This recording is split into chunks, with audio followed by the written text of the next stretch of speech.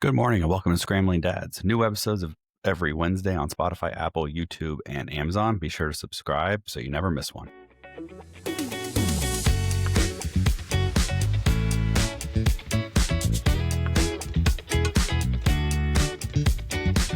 Welcome back, everyone. You got Jason and now Scrambling Dads here. Another episode. Thanks for listening. Jason, we've seen each other a lot this week, which has been nice. We grabbed dinner together on Friday, and you came and watched me play my tournament. Yeah.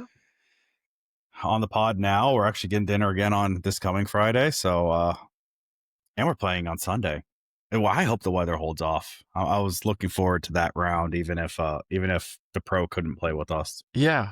I would have liked to actually get out and let's see what we could scramble. Let's see what we can do out there. Because that is not an easy track, but man, it just turned in from rain to thunderstorms. But it is North Texas, and yeah, could change in a dime. They could, yeah. Yeah. What's today? Today's Wednesday, so Thursday. So there's a chance it could shift. I mean, sure. It was supposed to rain last weekend before the tournament, and then it was like, oh no, it'll be Tuesday, and now it's like, oh no, it's going to be Thursday, and so I mean, it could push out completely.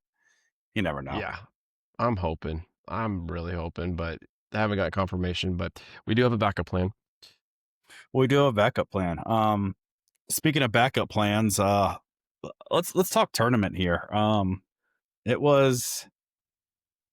like to get your perspective watching me. Obviously, I don't want to dive too much into it because we're going to have, obviously, a YouTube video on the tournament, and I'll be talking through what I was thinking, what was going on. But Jason was kind enough to come out, watch, and obviously video a lot of it. And so would love to get your opinion on the tournament from, let's say, a coach's perspective, because you watch your kids do this all the time on the team, but two, just as a co-host and partner perspective, without giving too much away. What were your thoughts? Yeah, so it is difficult because I've obviously watched a lot of guys play in tournaments with a coach's hat, and luckily the coaching side is definitely way different with you because you understand the game and understand bits. So to kind of break it up, so I have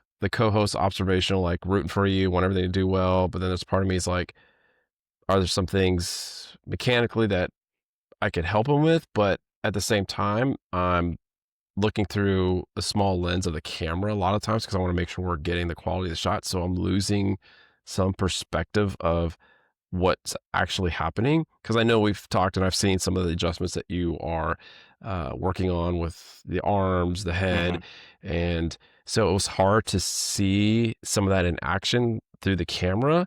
So I'm curious to kind of play it back and see what, things you did were able to implement and how consistent they were implemented.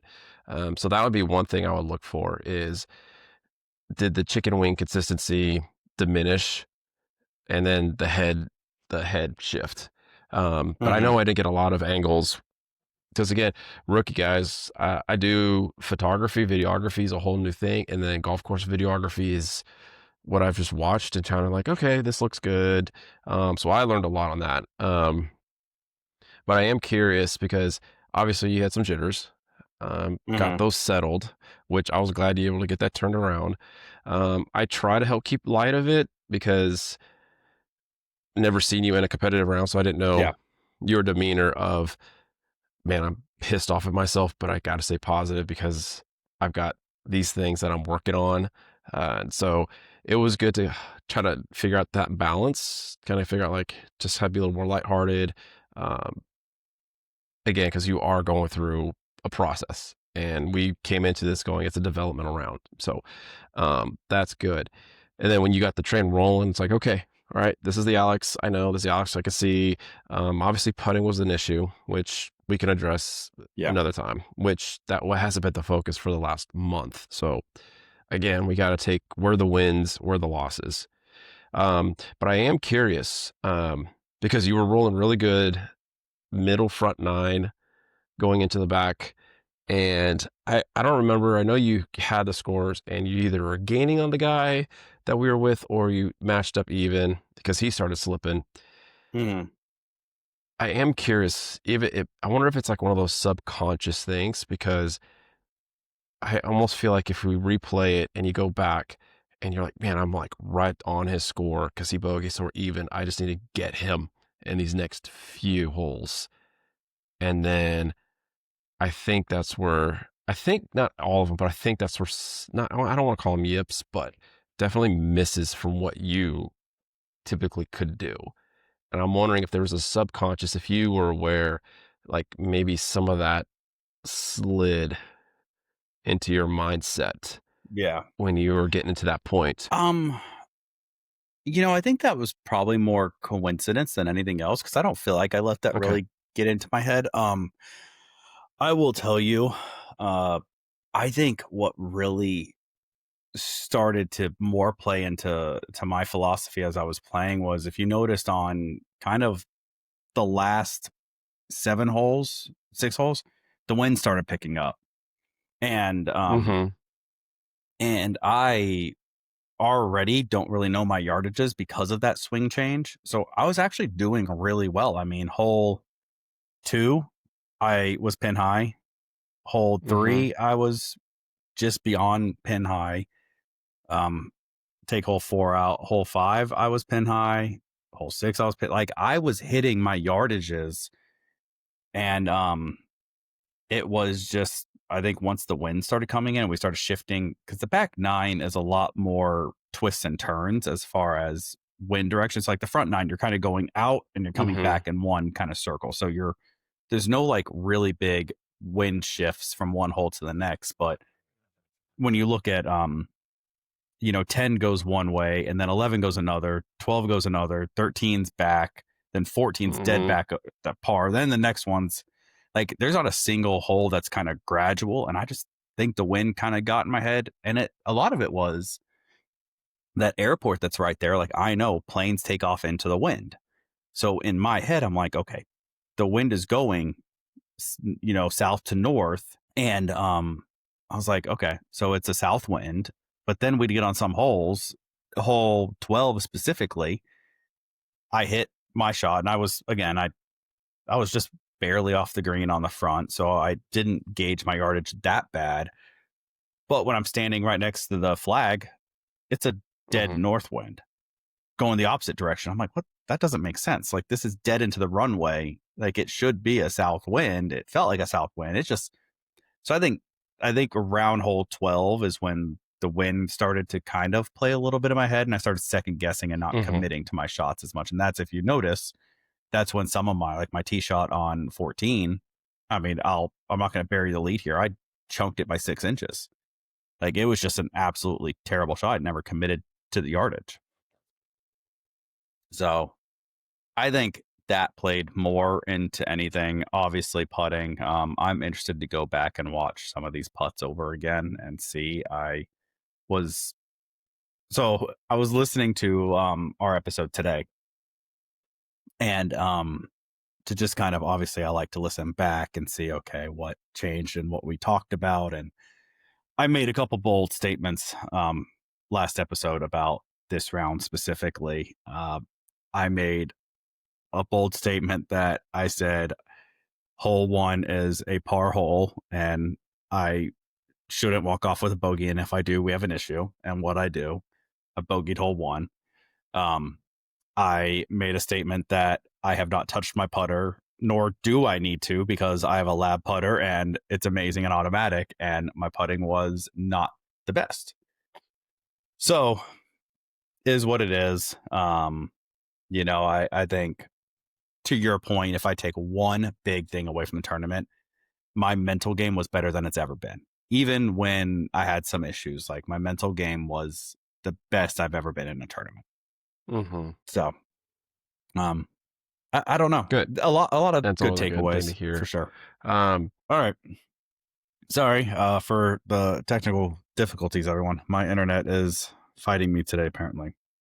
Right after I said, internet was good and not having any issues. I'm just making a lot of bold statements lately that are not coming true.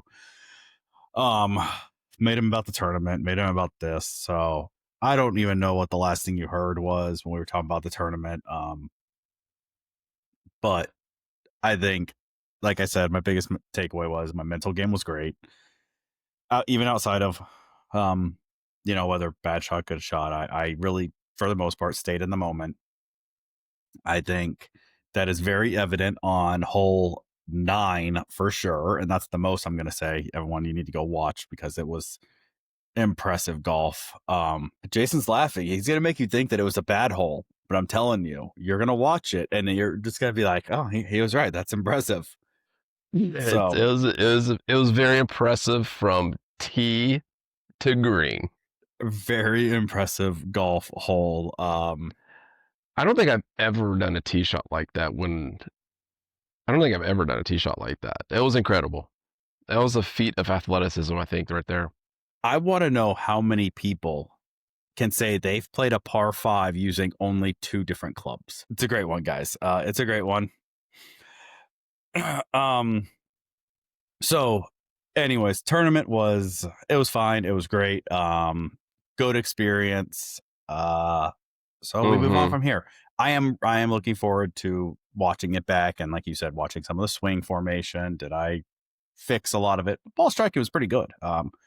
So I can't I wasn't really mad at my ball striking. It was really just putting stuff. So Yeah, no, I mean, overall, it was great. That's the I mean, I've been through a lot of I haven't played a ton and at all really in that same kind of competitive form. It was mostly mine just a little fun scramble things, and obviously coaching, it's a different hat, different perspective, yep. but, this one was different. Uh I don't want to say because I'm obviously invested with the coaching side, but I'm also Hmm. invested in this one for more personal versus occupational. Like I think that would be the best way. This is more of a personal investment Yeah. um, versus the work side of it. And obviously, I didn't like to see it when you had your blips. Loved it when you had your great stuff, and just going through all the different motions and also kind of getting a little bit of a taste of what tournaments, adult tournaments are like. Yep. There was times where it's like, I know I just don't have the length. I mean, I know I'm going to look at working on some things to help kind of get a little bit more out of it. Um, but there was times where it's like, okay, once you get off the tee, and I think this is true for all pro levels. Once you get off the tee, it pretty much comes level if you can play all the rest of your clubs. Like, Yep. so the one person's 120 in, you're 150 in. Well, you got an 8 iron versus a pitching wedge. Still be able to, you still Yep. got to be able to hit your shots. Obviously not at the caliber of the group that you guys were at, but knowing that there is opportunity for me to just get the experience and get the fun beside of it and just playing in some of these things just to have and um, learn a little bit more of that mental side of it is also a good takeaway. Course management's always probably been one of my stronger components as I've gotten older, knowing that I don't get out very much. So knowing my yardages, which still trying to figure out my whole setup, which we'll get into here a little bit. Um, and then uh, just knowing your placements, and that Yeah. just makes a huge, huge difference. And then putting, it's the easiest thing, the quickest thing you can fix overall, but at times it's not always easy because you could fix your stroke. Your stroke could be perfect on a sim and a flat green, but knowing how to read the greens, knowing how the green's going to behave, that's 80% of it because you could hit it perfect and it does its own thing. Like, I think that was my struggle. Sunday was I wasn't really committing to the reads. But to your point, stroke. I actually have a lesson scheduled with Ben tomorrow. oh, okay. I'm gonna pick up the kids from school and then go over there after I get some work done. And we're gonna do probably 30 minutes, maybe 45 minutes putting and 15 minutes just swing checkup. Because obviously I'm still working through swing changes, but we can do Hmm. some little things and we know it's a process, so maybe it's fixing a few little setup things, but a lot of it's gonna be putting tomorrow, because that was just a black spot on the round, and Hmm. I think speaking specifically for the front nine, um, had it not been for my putting, I would have easily been leading the division Mm-hmm. Oh, easy. through the front nine. Um, all said and done, the three guys in my group all finished within 3 strokes of each other. So I mean, it was a competitive group, Oh, competitive okay. division. That's actually crazy. I didn't think the other two, I didn't think they were that close, seeing how many errant Well, shots and putts they were getting. yeah, the one with us, he had a really good last 6 holes. Like he was Okay. not playing great, and then he kind of turned it around, and because he got 2 birdies like back to back. Um, the other guy Okay. was definitely, he seemed like a mental head case on the front nine, but he ended up doing kind of decent on the back nine, and then obviously the guy that played really good on the front, he had a tail of 2 nines. I think he shot he was even par on the front, and the back was bad, like really bad. Yeah, he definitely had some struggles Yeah, so that with was that one. yeah, so it kind of like, I think it all kind of netted out. We all generally um generally played around the same. It's just we just had different, like I kind of played even keel the entire round. I had a couple, good holes, a couple Mm-hmm. bad holes. Um so but it is what it is. So that video, I'm actually going to go from editing or getting on this podcast to turning around and editing that video. Goal is to have that out next Thursday. So we're going to turn that one around pretty quick Sweet. and get that out there. Um, I guess we'll talk business real quick because we're on the concept of content. We are not recording next week because it's Thanksgiving week. So you'll hear And um I'm out of town. yeah, here out of town. So we're recording this now on the Wednesday before Thanksgiving. It will be released Wednesday of Thanksgiving. So the week after Thanksgiving, you won't have an episode.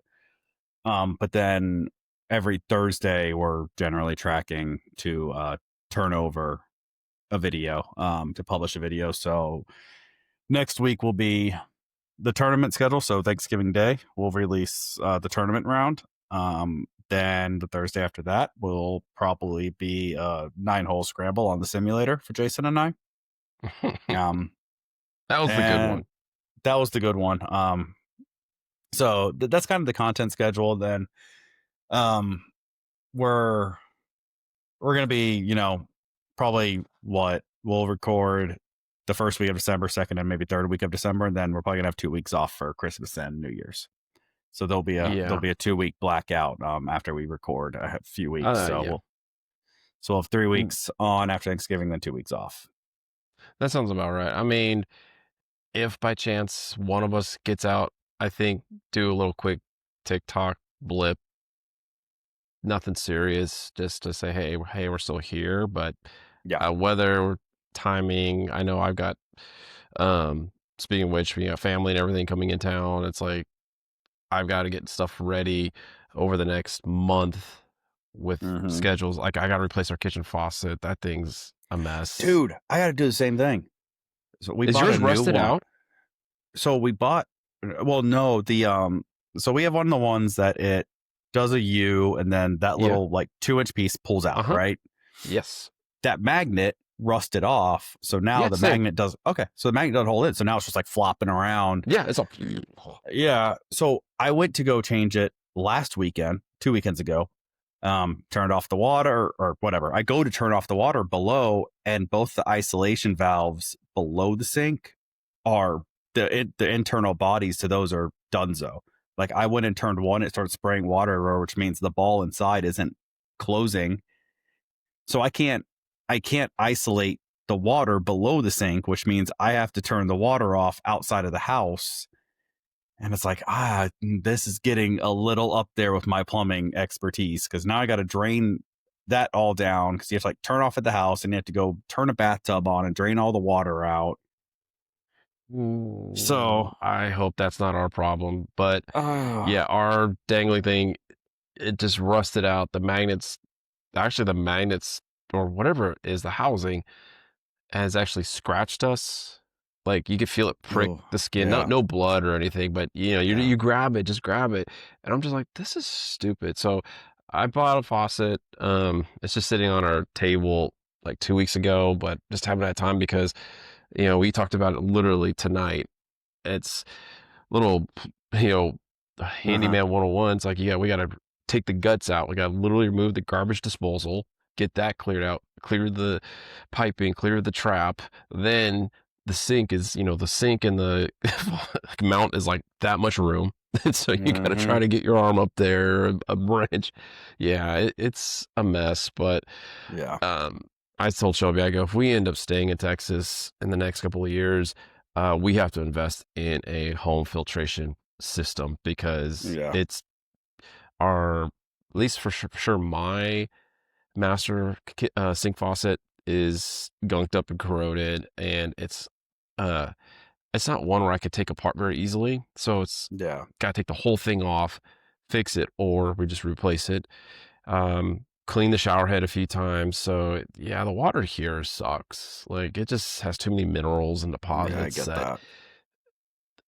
for the cost of it, it's definitely be worth um, putting in something if we're going to be here extended Long longer term, period of yeah. time.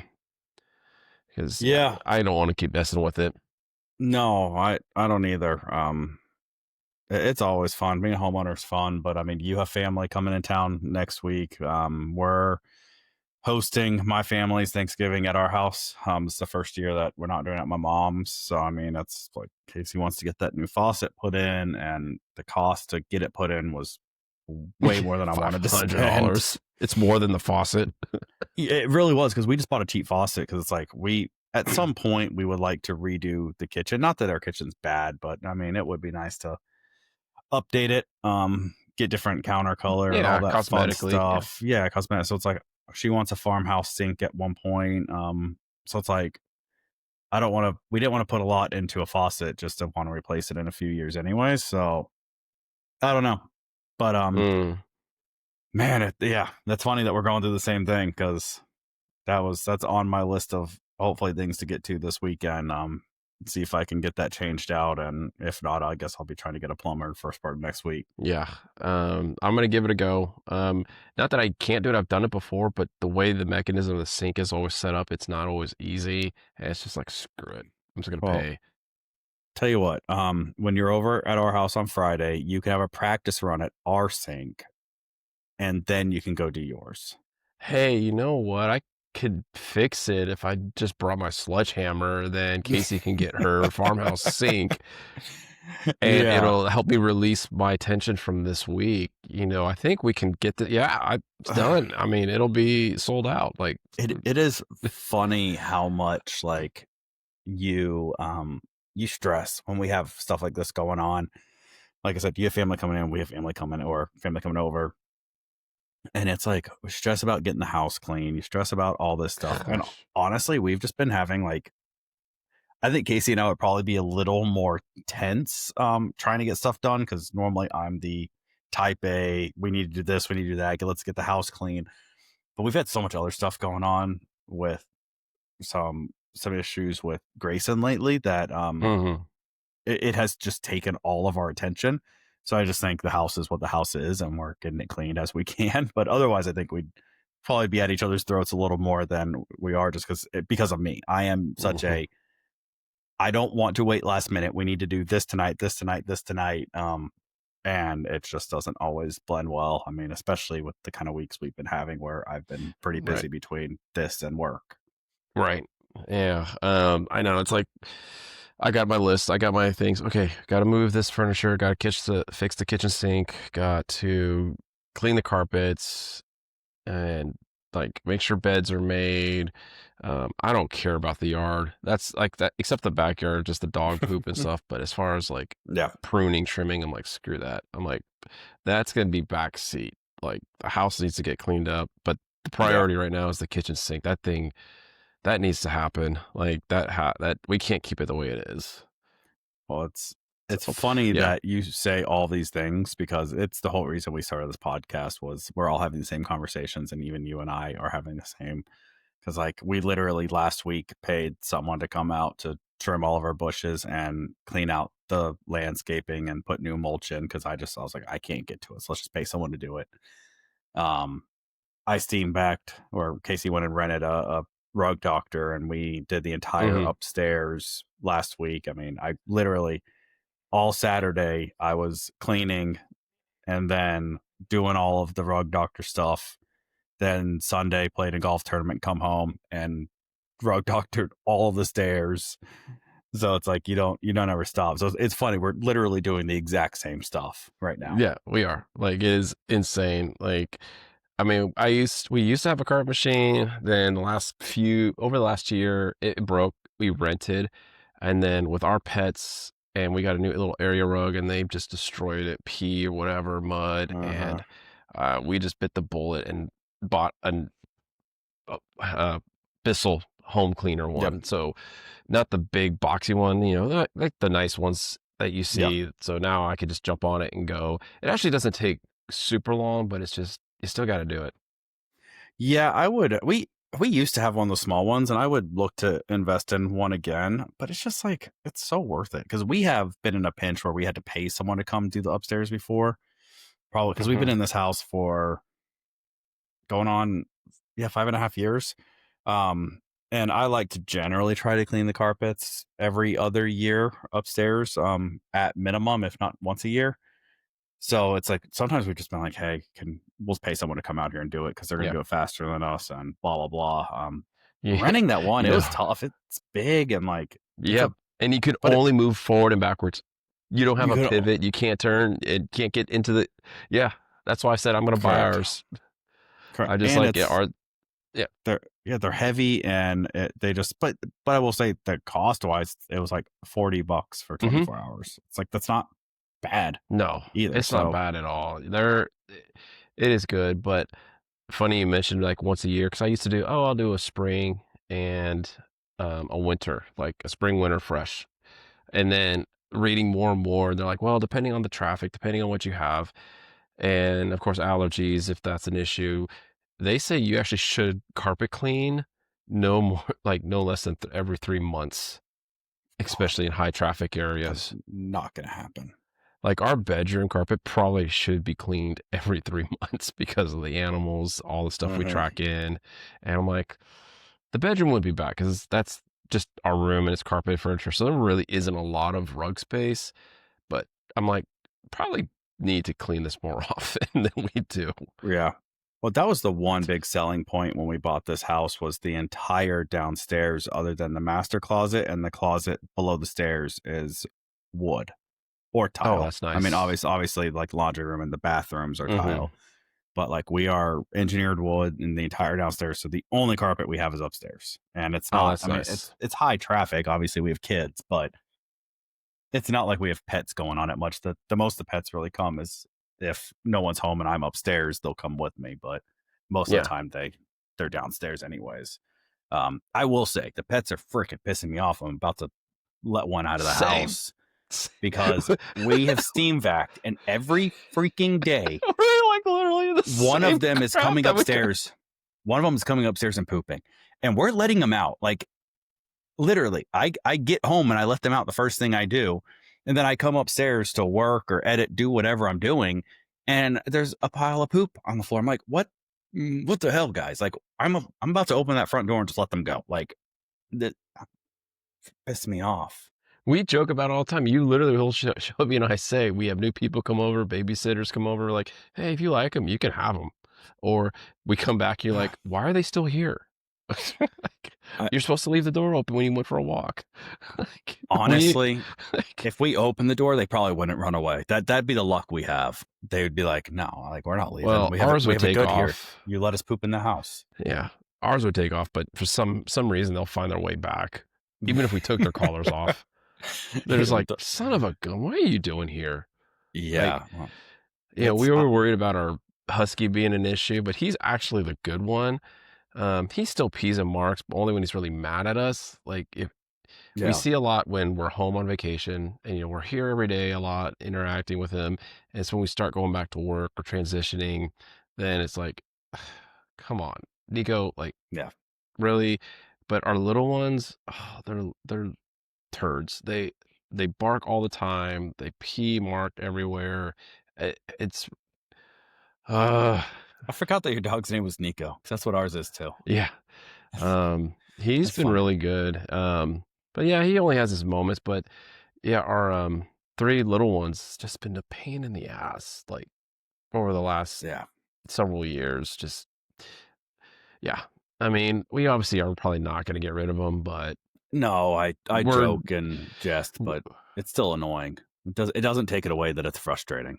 well, you know what's frustrating? It's like, I think, I don't know, like, over the last, let's say, call it 2 weeks, they've been pretty good. No mark, because they always mark a certain corner in the house, and it's just that needs to be the wood needs to be replaced, the trim, but it then they won't mark it for a while, but as soon as I take Pine Sol and clean the floor, within an hour, there's pee over there. So we had As that soon as we clean it. same issue in our dining room. Our boy dog he went through a marking thing. And when he was younger, because he's 4 now. He'll be 4 this Christmas. So this was probably 2 years ago. Because when we went to Europe and we came home and like he had peed all over the rug below the dining room and peed all on that stuff. And once we kind of cleaned it and we started like correcting him, because we spent a lot of money and sent him to training because he's an American bully. So we were like, he's already a scary looking dog, so we want to make sure he's really well Mhm. trained. And he is like he's still rambunctious. He's still, I mean, shoot, he's He's almost 4. 4 and still a freaking puppy. It feels like, but he's a 9,500 pound puppy and looks like pure muscle. Looks like a little pit, right? So, anyways, when we catch him and when we can correct it, he's actually really trainable. Um, it's our other one, the little 35-pound shepherd. That man, Mhm. she's an old lady and she will live forever because I think she's 10. No, she's 9 because she's the same age as Grayson. Um, that she's gonna live forever. She's the one that's pooping upstairs. I mean, that's my baby. That she's the one that I brought into the marriage. I got her, and she used to go everywhere with me. She would sit in my truck. We'd drive everywhere together. But man, I looked at her the other day. I was like, girl, you better get it together or I will make you sleep outside. Like, this is ridiculous. So, anyways, that's what we're going through. It's Ah, funny we're going through the dogs. same stuff. I had to figure out I gotta go buy a turkey because I am smoking a turkey for my in-laws Thanksgiving on Wednesday. And then I was notified by my mom. We've never really done like traditional Thanksgiving food. I say never. It's probably been a while since we have. Like it's always been something different. We're Hispanic and I like to smoke meat, so like we've done briskets and other stuff. So, anyways, we're like, hey, let's do a prime rib. I was like, oh, cool. I've never smoked a prime rib. Let's try it. She texted me yesterday and was like, well, Costco didn't have a prime rib. They had a ribeye roast, which apparently is essentially the same thing, but it has a little bit more meat on it or something like that. Mhm. And she was like, when I agreed to this, I was like, cool. It'll take like no more than 3 hours to smoke this. She sends me, she was like, oh, also it's like 15 pounds. I'm like, I'm sitting there Googling and ChatGPT, okay, how long is this going to take me? 8 It's like hours. 30 minutes a pound. I was like, oh crap, this is going to be a 7, 8 hour smoke. Like now I gotta smoke a prime rib. And she was like, oh, also don't mess it up because it was expensive. I was like, solid. Thanks. Never done this before. And you're throwing that on me. So Wednesday I got to smoke a turkey and Thursday I have to smoke a ribeye roast. Have fun with that. We usually keep ours pretty just we've hosted a lot. Keep most of it pretty traditional, but we'll throw in a few things of our own. The first year or so, it's definitely a process because the tricky part, and I'm gonna like pat myself because the last couple of years we've hosted, I've pretty much took over the kitchen, and it all comes down to timing. And the tricky part of time is like, okay, turkey's gonna be done here. All right. You gotta do sweet potatoes or whatever fixings you have. That's gotta be done to stay warm, but you still gotta cook something else so it comes out fresh. So there's a level of timing which you gotta sequence everything and then what can be cooked early and then just warmed up and not get burnt. So the last couple of years we've done it, it's like everything's been queued up, like dialed in. And everybody's asking, "Do you want help? Do you want help?" And I'm kind of like, like Gordon Ramsay, like, "Get out of my kitchen."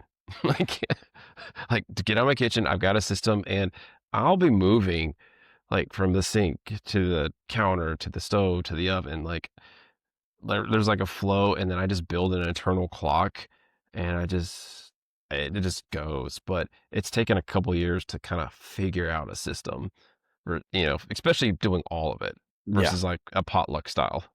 There's gotta be some level of being the chef as a cheat code though, right? I'm Because sure. you don't have to entertain. Like, I'm busy smoking whatever meat, I'm busy doing some other stuff in the kitchen because the kitchen's Hmm. more my domain, but I gotta do that because then I don't have to sit and entertain anyone, right? Like, I don't have to, like, worry about all that. Like, it is almost harder to, like, especially when you're hosting because you wanna make sure, like, your kids are being good and you want to make sure all this stuff. Yeah. But it's kind of a cheat code. Just be like, look, I'm in the kitchen. I'm busy right now. So have fun. Right. Yeah.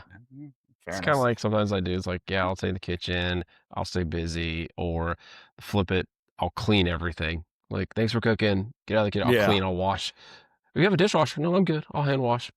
No, I'm looking forward. I'm looking forward to hosting. Casey and I we actually do love to host. I sit and I jest about all of this stuff. And um, it is, I love cooking. I love cooking for people. It's just one of my things. I got that from my mom.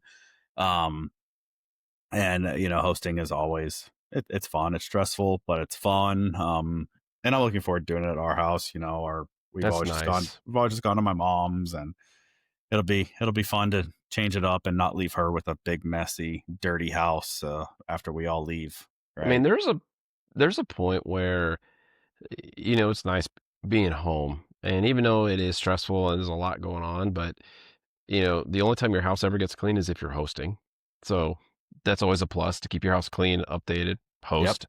Um, but just having be able to go that opportunity you have, everything's settled down for the night and you get to go to your bed and not Yeah. or and don't have to get in the car. Like when I used to live in California, we would be bouncing everywhere. And I I don't think I'll ever get to this point, but it'd be nice to be, hey, we're gonna be the main house. Everybody just continues to come to us so we don't have to keep going everywhere. But at the same time, hosting does cost money, cost time and energy, and with kids and dogs and crazy work schedules, 2 jobs, sometimes 3 to 4 jobs, depending on, you throw in work, throw in coaching, throw in family, throw in watching the kid, and then dogs, and then, oh, the house, like all these hats all have to be fitted with to make it Yeah. work. Yeah, it's not easy. Oh, yeah, and Um, then we do wanna play golf. yeah, just a little bit. That's our, like, mental break to get out and play golf without going to extremes. Like, I still get like, this week's been great. I've been starting to kinda build a routine again, getting up at 4 just so I can get something in a little more consistently, um, into the queue now. So, yeah, it's been crazy. Yeah, I have not woken up early or practiced this week. I've just been, I don't know, I feel like I'm recovering from something because I've struggled to get up this week.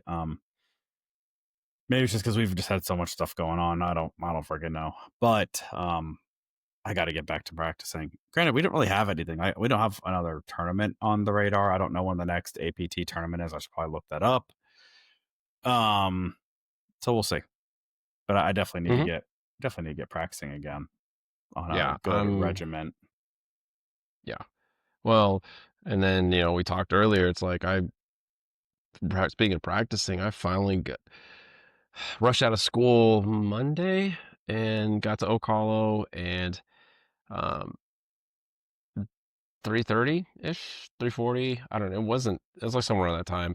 And I know they like to kind of close the range down like at 4, a little after Yeah. 4 for hand Yeah. picking. So I'm like jumping out of my car because I got out of school late because of um the other golf related thing on campus that Yeah. finally got all settled and revealed and everything today, so that took up time. Yep. So was flustered and frustrated from that. Get to Ocala, and then I'm trying to get a routine, but I'm like, "Oh gosh, I wanna try to get through my set at some point," but I also know, like, "Oh, they're gonna shut me down a half hour." And then, of course, they're still giving buckets out at 4, so I'm like, "Alright, whatever." I blew through half of this bucket so fast, but it was good. It was nice to finally try to stretch the joints out, stretch the arm, like, just get moving.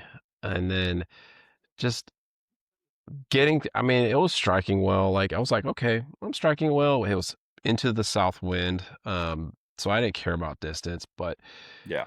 but there was a point where this is kind of what I was alluding to that, you know, golfers, especially male golfers, we've got to check our ego. Like we've got to get humbled, which we do with the game, but we got to be more humble with reality. And if my goal was to truly chase just I want straight distance, I would flex down, get all these more high-techy clubs, which is not where I need to be because if I truly commit to practice and fix mechanics, I'll hit the yardages that I need to hit. I cover the ground. But where I'm starting to see some issues is because of the consistency that if you're not consistent and feeling the range in the realm of like get out once a week, once every 2 weeks, it's you build up, then you get set back. It's one step Hmm. forward, two steps back. Yep. And and that's why summer's always been good because it Yeah. keeps You going got a lot more time. and it progresses. And I'm like, gosh, I really need, and I know we've talked about this because of the limited time I do get out, which hopefully it'll change more with maybe with some of our content stuff, just even hitting. Like there's times where I don't even hit for months.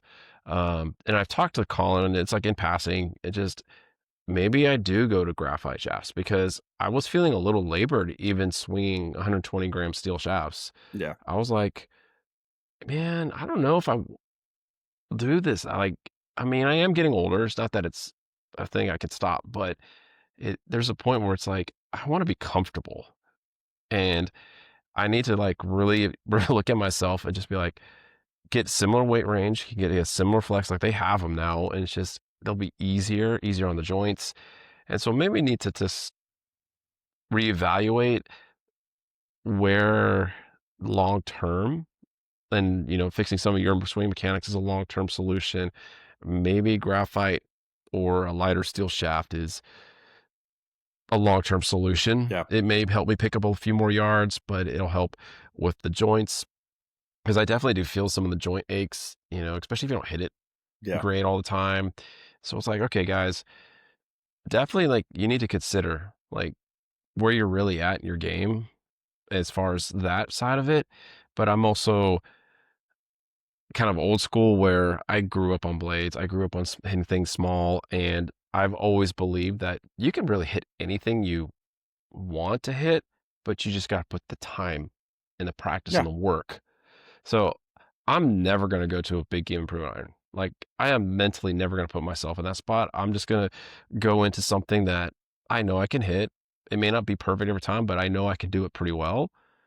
But because I'm going to work at it. So the club head's one thing, but then I think the shaft is such the engine to the club that is super important that I think guys need to kind of take a step back and realize you don't need to muscle up. You don't need to try to go crazy hard, X flex. Figure out a good rhythm where it's going to be enjoyable, fun, and not I'm playing extra stiff, I'm playing the tips ego stroke when you should seriously be playing a regular flex probably from the front tees. It's like, and we've Yeah. seen that out there.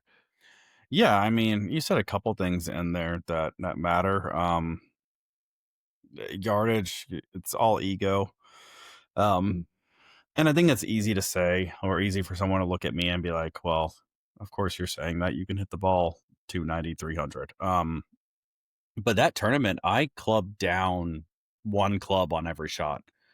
Um, I was hitting my 7 iron 20 yards less than I normally do. So, and that's what I think was helping me have Hmm. good ball striking for the most part. Because I was just focusing on the strike, and it doesn't matter what club I'm hitting. Let's play the shot. You got to just swallow that ego and move on. It Yeah. helps your game. It helps your game so much, and then obviously once you swallow that ego, it helps exactly what you were just saying of figuring out what irons you should be playing, what shafts you should be playing. Should I be playing game improvement? Should I not? Do I like that? Because there is a level of confidence inspiring that comes from your clubs.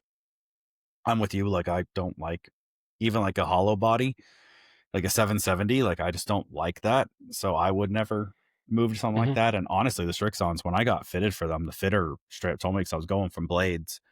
He was like, "I'm gonna give you a club and you're gonna hate it, but I promise you it'll Yeah. be the best numbers." And sure enough, it was best numbers. And I'm a pretty brand agnostic person. We sit and we talk a lot on stuff we like and don't like. I'm gonna play what's best for my bag. Um, at the end of the day, so it was thicker than I wanted. It was because it was Mhm. that or the T2 or T100s or something like that, where the kind of two, and actually the TCBs, the Callaways. Those are kind of the three that I got fit into, and it was better, so I bought it. So I mean, it just you got to swallow your ego and just if you want to get Mhm. better, play the stuff that's going to help you get better. Yeah. And, like, that's the thing, it's like, okay, I'm gonna club down and smoother swing, like, take less off it, but with having the right shaft, with that tempo and that timing, it'd be easier, and you're not gonna have to, like, "Oh, I gotta, like, really focus and hit the 6 pure."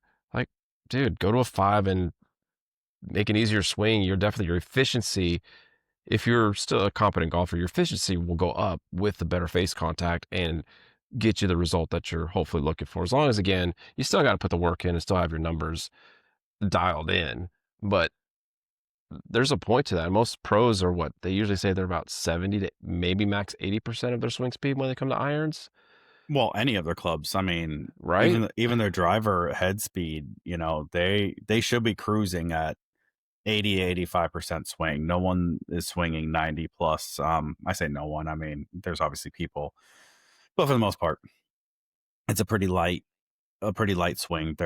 They try to pick up speed so that when they back off, they get the distance. They're not Mhm. trying to pick up speed so they can swing 100% and get the distance. Yeah. So it's not about the top end speed. It's kind of what me and Ben talked about at my last lesson was, is it absurd to think that I could potentially hit 130-ish swing speed, 135? No, but does that mean that's my gaming speed? Also, no. Um, if I go 135, my game speed might be like 125, 127, Mhm. 128, right? So it's all just it's getting higher so that you can then back off. Right, it's just like you just raise your bar so you have a new threshold that you can work competently in. Yeah. And while we're on the topic of, I guess, changing, doing things, you brought up something during my round and said, "Hey, we need to talk about this because Yeah. you've known I do it, but obviously watching me." So I do not use a tee on par threes. I find a good spot of grass and I put it down. I've always been that way. I think a lot of it's because of my tendencies on my release of I kind of get that chicken wing and I flip at the ball. I'm trying to fix that. I'm trying to make sure, but not putting it on tee forces me to feel like I have to hit down on the ball and really flush it. So you were like, "Hey, we need to talk about that," because obviously pros. I don't know all pros, but I'm assuming all pros use a tee. Most do, from what I can tell, like, you always see them putting something in the ground, but they also hit off, like, the best tee boxes. They do. And I guess here's another part to my philosophy is like I hit off the ground how many times around? Like, I mean, every Mhm. outside of your tee shot and your putts, you're hitting off the ground. So call it what, Mhm. 30, 40 times around. You're hitting off, off the ground. So it's like, why wouldn't I hit this off the ground as well? Like, why am I changing four par threes throughout a round and hitting it different than I would? Because then you risk maybe I hit it a groove high and I get less ball speed. Maybe I flip at it. Maybe I don't know. There's a whole mixed bag of things. It's like, or I can just be consistent and hit it off the ground every time. I guess that's Mhm. what goes on in my head. And I know that's probably dumb, but that's me. I mean, it's valid. I mean, it's definitely a valid process because, I mean, ideally, you even if it is teed up even just like a hair, you should properly still go down and compress the ball, but I get it where in your head, if it's teed up, I'm gonna swing more up at it because it's elevated versus still trying to hit it, come down and compress at it. Because I was looking at it, and that's essentially what they say. It's like, oh, you're struggling with your irons, but it's a par three, tee it, and then the diagram actually shows them uh, coming more upward at the ball Yeah. to gain distance with the iron, which again, now you're changing Hmm. what typically your iron when you normally be on the fairway compressing into the ball instead of swinging up through the ball and compressing it. So I I get both arguments. So it's just kind of like an interesting take on the strategy behind, you know, using a tee or not on the par three. And you just made a good point too. It's like realistically, it's outside of Westridge, it's three, if not four holes. Yeah. So it's three or four shots completely. That's it. The rest is obviously rough, fairway, wherever it's going to be. So that's a valid point for sure. I might actually start trying that. Just I throw it mean, on the ground, it's see a what valid happens. point, but the best golfer of all time would say you're an idiot. Any chance you have to tee a ball up, you tee it up. So I And mean, there's the other side of it. do you want to listen to me or Mr. Tiger Eldrick Woods? Like, I mean, I don't know if I could bear to him. I don't even know if our names should go in the same sentence. So I, take that for what it's worth. Exactly. And I mean, that's why pros, but pros also do it right, though. I mean, they have that consistency to always strike it. And I know the point of elevating the ball is to get it to you have the most solid contact, don't have any grass interfering with your blades or the grooves. So there is that side of it. So you get the best cleaner contact, get the best spin, optimal for what you're trying to do. Yeah, So there's a lot of components there that definitely play into um, how you're going to approach it. That's for there are sure. there are definitely a lot of components. And it's kind of a teach their own. It's what is confidence inspiring for you. And for me, it's putting it on the ground. So, Yeah. I think um, where it gets me tricky is when it's like a very short par three and you a P wedge or sandwich or gap wedge. That's where I'm like, that's where I really struggle off with using a tee on a par three. If it's like a short dinker oh, one see, like that. yeah, those, if I have a wedge in my hands, I for sure am not putting it on a tee. Yeah. You have a better That, chance of me putting on a tee on like a long 220 yard where I'm hitting a 4 or 5 iron mhm. than that. I think that's something I definitely will try if it's a short, very short, like 120 or less. Definitely, it's a wedge range, and so I'm gonna try it. Just throw the ball on the ground, and because I feel like I do pick it, and if it's elevated with a wedge, that's just gonna sky it and instead of coming at it. Yeah, absolutely. Well, good. Well, I have something I wanna see if you can get here. Uh, do you want? I'm gonna give you an option. I'm leaning one way, but I'm feeling nice tonight. So I have a list here, and I need you to guess where some things are lining up. We could do it with gear, or we can do it with a little pop culture. Oh I'm my leaning gosh. towards the pop culture. But if you want gear, we could do gear. Oh, we're not gonna do both. I just pick one of them. Yeah, I mean, we could do both and see what happens. We can see how fast you go through the pop culture one. Um, okay, well, we're gonna do pop culture just because I want to, and it's the one that I pulled up. So, well, okay, so I, I don't know. Did you watch any of the Internet Invitational? Nope. Okay, so I know of it, but I haven't watched it. obviously the Internet Invitational had 48 of all of your golf, YouTube and Hmm. influencers. And I'm not going to say your top ones because they had some smaller influencer type people in there, smaller creators. But it was fun to watch because you have guys from all calibers. I mean, you had guys that were 50 handicaps all the way down to really good players. The Bryan Bros were on there. Um, so it got me kind of looking, and I was like, I wonder what their handicaps are. Like, truly wonder what if we do it. So I want to play a little game here, and I want to see if you can guess the top 10 handicaps. Um, and I'm trying to look here. And there is a tie for 10th, so and tie for 6th. So maybe there's a couple more. there's only 3 names on here that I don't know, which means I feel like you probably know them. And I'll give you a little bit. Maybe. I'll give you a little bit of honorable mentions. Tied or at 12, because obviously, like I said, there's 2 people tied for 10th. So at 12 is Paige Spiranek, and she is a +4. I give you that because I'm gonna give you a little bit of a hint on the kinds of golfers that means they're better than a +4, the top 10 ultimately. Gosh. So I would probably be shocked by some of them from what I've probably seen of let's some of their content. yeah. Let's get going here. YouTube, mainly YouTube golfers. Okay.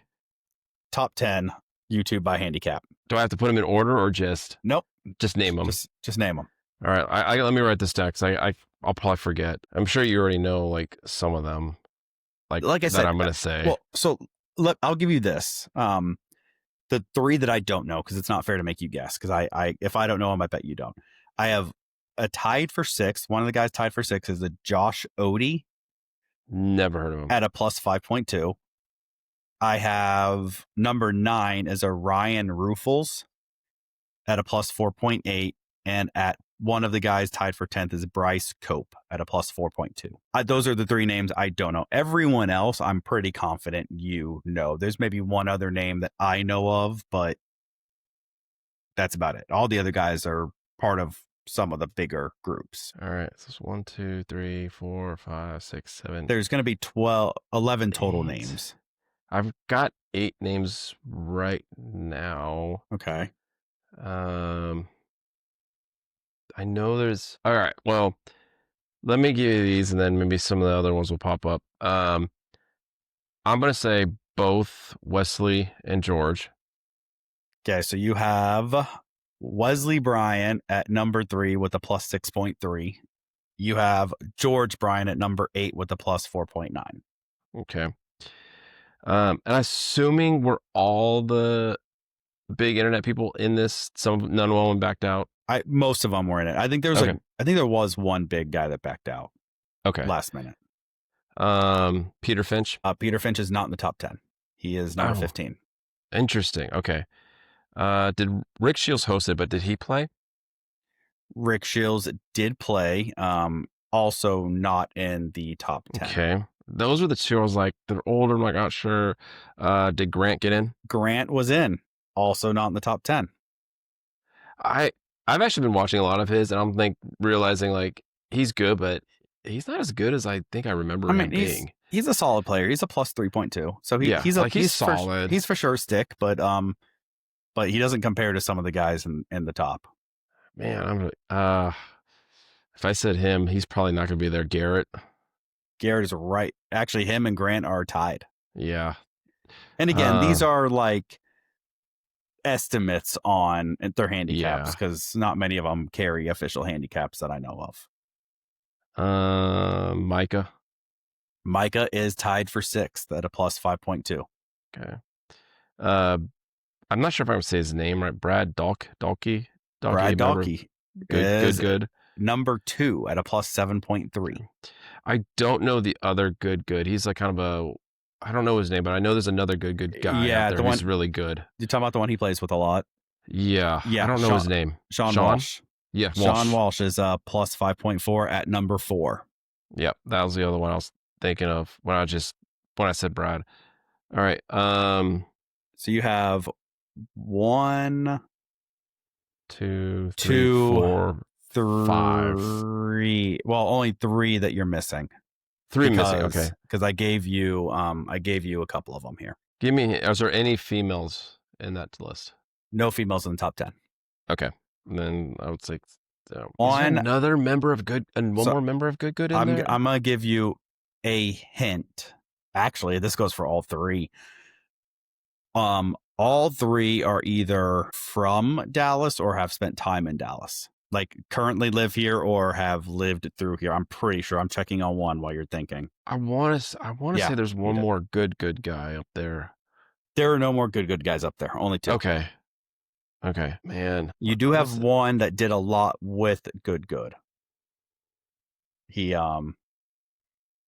He did some stuff early on with the good guys a handful of years ago. Gosh, I think I've fallen. Yeah, because I've stopped watching a lot of the mainstreams. Are they part of other groups, or are they mostly individual? Like, All individuals. dang. Okay, so that takes. So one is a long driver. Ooh. No, it can't be him. No, not Kyle Berkshire. Yep. He's one of the guys tied for 10th at a plus 4.2. Really? Yeah. I didn't think Kyle was up there, because unless he's really improved his game. Yeah. Yeah, he is up there. I am drawing a blank. I don't know. I think I'm lost on the last couple. So you have, and you're gonna hate yourself as soon as I say the top guy. At number 5, you have Ben Haddon Golf at a plus Nah, 5.3. never heard of him, actually. I'm pretty positive he's from Dallas. I think he lives. Yeah, he does. And funny enough, he has done stuff at IGP. It's on his TikTok. That's funny. That's why I've I knew never heard of him. That's why I knew he was from the area. So Ben Haddon Golf is that. So we're gonna work backwards here just to remind everyone. So I have tied for 10th is Kyle Berkshire and Bryce Cope. 9th is Ryan Ruffles. 8 is George Bryan. Tied for 6th is Micah Morris and Josh Odie. 5 is Ben Haddon. 4 is Sean Walsh. 3 is Wesley Bryan. 2 is Brad Dahlke. And number 1 is our very own Bryson DeChambeau. I didn't know pro was going to be included, but I guess he's a content creator now. He is a YouTuber. So that's why I kind of got on this little thing. I was like, oh no, interesting. I want to do this. Let's see how it goes. Because they were talking about, like, you have Tommy Fleetwood that's getting into the YouTube game. You have Bryson, obviously. So they're like, is the Internet Invitational gonna maybe invite some of these other people that are like legit gamers? And because, like, it's hard to say Bryson's not a content guy when he's literally printing money on YouTube. I mean, to me, it's almost unfair, unless I don't know the rules of the Internet Invitational, if they gave pops or certain flighted groups. It was just straight stroke, straight up. So it was multiple different formats. You had scramble, you had alt shots. They picked a tee box that they thought was fair for everyone, even the females, to play from. Okay, so there was a little bit of some kind of leveling. You neutralize it by the alt shot, for sure. But no, I would highly recommend going to watch it if you haven't. I enjoyed watching it. I watched that one out of just pure entertainment. So that was oh, my chair just like randomly fell out on me. So what I'm hearing is, if we move the needle enough, we can get invited. Or at least petition. Yeah. Is that what I'm hearing? Bob Does Sports and Dave Portnoy, if you listen to this podcast, we'll gladly come to Missouri and play golf. Gladly. And we won't get in the drama that there was with some of the potential cheating. We're stand-up guys. We are stand-up guys that will not have slope on their rangefinder, potentially. I don't even use a rangefinder. Yeah, and mine shows up green if I use slope. I just look at the old markers, the sprinkler heads, and just go. Yeah, exactly. Well, it's because you're old. I am. Okay. I learned that way. I don't like. We're gonna do. We'll do the gear one just because it's fun. And I'm gonna give you all but like the top 4, just because why not? I thought you were gonna say you went ahead and order your bets. No, man, I want to. Okay, so this is estimated top 150 tour players, percentage of ball used. So I think I've seen this before. Ranked highest to lowest. I'm gonna give you the top 5 because I think the bottom 5 are a lot more fun. Yeah, Titleist is obviously. You have Titleist Pro V1X at 31%, a Titleist Pro V1 at 30%, Titleist Pro V Left Dot at 6%, Chrome Callaway Chrome Tour at 5%, and then a Callaway Chrome Tour X at 5%. So give me numbers 6 through 10. Well, I know TP5 is up there. Number 6. Does it have a breakdown like TP5X or just TP5? TP5X is not on there. Okay, so I figured because I know TP5 is much more popular. Yep. I know the percentage dropped super low. Bridgestone. I'm gonna give that as 2 just because you're not gonna get the other one. So it's the Bridgestone Tour BX, X. Okay, yeah. and then the Tour BX Mindset is actually a second one on there. So it's the same ball, it just has the Mindset dot on it. Yeah, I saw a video day, and the Bryan Bros were playing something, and Yeah. it's that Mindset ball, and I was like, um, So you have, Strixon. okay, which one? What do they have? The Z Star Diamond. That is number 7. Yeah. Got one more. Is it a Max Fly? No. Okay.